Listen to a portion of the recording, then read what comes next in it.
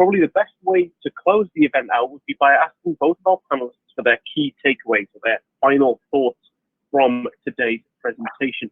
Andreas, we heard from you first. Perhaps you want to give us a few of your final thoughts today. Thank you. I think that the two takeaways that are important to mention is how important it is to carefully observe the procedural pitfalls that affect any transaction that is notifiable in Europe.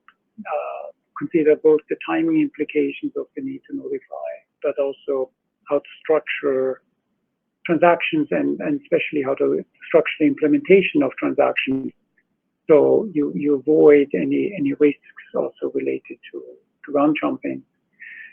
The second one, and that ties nicely into what Randy just said, there are several developments in Europe that mirror more or less the discussion also in the US, where you might see more challenges to transactions that raise apparent issues in innovation spaces, and you will see in Europe in the M&A space, but then beyond, but especially also in the M&A space, and an increased focus on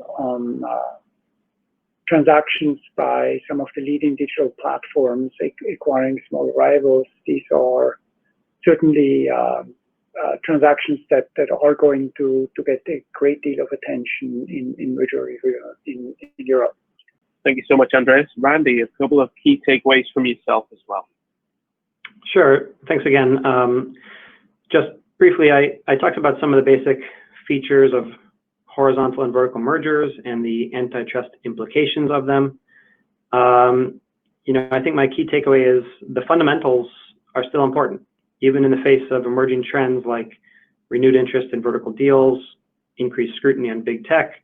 Those sort of fundamental components of the analysis still pertain, and those are still going to be the focus of antitrust merger review. A few practical tips and strategies. I would just keep in mind, again, that the usual red flags still apply. High concentration, especially if it's over the presumption. For unilateral effects, keep in mind the so-called checklist factors for coordinated effects. When advocating before the agencies, it's important to be as transparent as possible. Let the agencies, economists, and lawyers look inside the black box, and in return, ask questions. Ask for the same level of transparency that you're providing to them. And of course, when they answer, it's important to be responsive.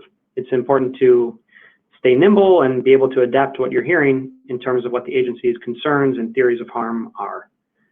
And in terms of what lies ahead, the big thing on the horizon in the United States is the election. Who will win and what will happen? Only time will tell.